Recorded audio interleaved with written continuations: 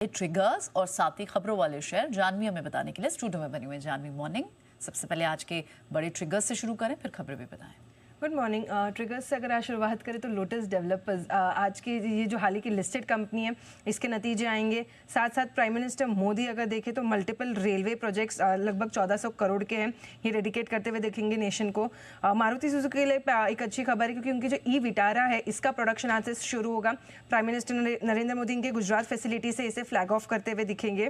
विक्रम सोलार, जेम एरोमेटिक, श्रीजी शिपिंग और पटेल रिटेल, इन चारों कंपनीज की आज लिस्टिंग है तो इन चारों कंपनीज पर भी आज एक फोकस रखना होगा।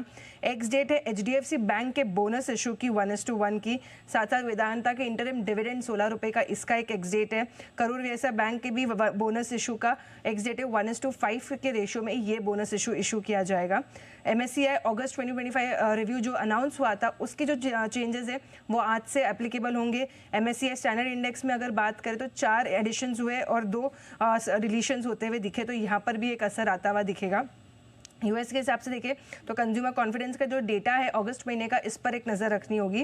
प्राइमरी मार्केट अपडेट्स में अगर देखें तो 2 और आईपीओ आज बाजार में खुलते हुए दिखेंगे। विक्रांत इंजीनियरिंग, इसका आईपीओ खुलेगा 29 अगस्त तक, ये आईपीओ खुला रहेगा। जो प्राइस बैंड तय किया गया है 92 से 97 का और लॉट साइज 148 शेयर्स का है। टोटल इशू साइज की अगर बात करें तो 772 करोड़ का जो इशू साइज है, जिसमें अगर फ्रेश इशू कंपोनेंट की बात करें तो 721 करोड़ का जो है ये फ्रेश इशू कंपोनेंट है।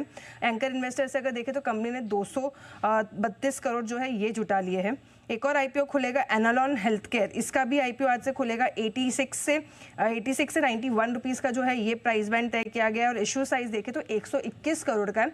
पूरा का पूरा इशू जो है फ्रेश इशू कंपोनेंट है। खबरों में देखें तो UCO bank, central bank of India, Punjab and Sind bank, IOB, इन चारों बैंक्स पर एक नज़र है क्योंकि कुछ रिपोर्ट्स आ रही है जिसका कहना है कि जो भारत सरकार ने गोल्डमैन सैक्स को एक सोल एडवाइजर जो बैंक्स को, जो सरकार को स्टेक सेल करनी है बैंक्स में, वो नियुक्त किया गया है। अगले तो सभी बैंक्स में करीबन 5% की जो स्टेक सेल है उसकी सरकार की योजना है। अगले 2-3 साल में ये स्टेक सेल हो सकता है, तो इसके लिए पर एक फोकस है। साई लाइफ साइंसेज, कुछ रिपोर्ट्स आ रही है एक बड़ी ब्लॉक डील आज यहाँ पे हो सकती है। टीपीजी एशिया अपना पूरा 14.3% का जो हिस्सा है आज कंपनी में बेच सकता है। 2640 करोड़ की ये डील संभव है अगर आज।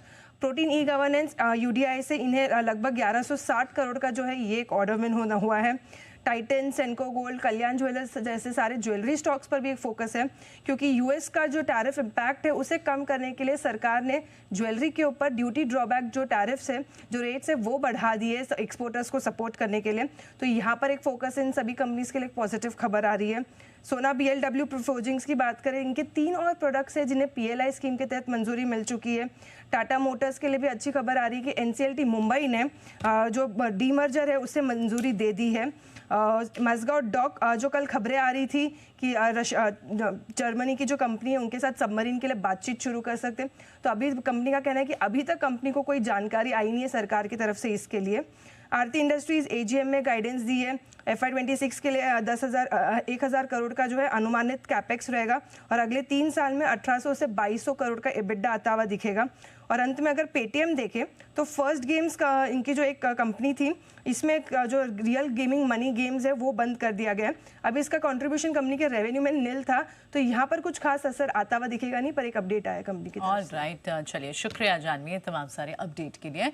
अब शो में गेस्ट को भी शामिल करते हैं।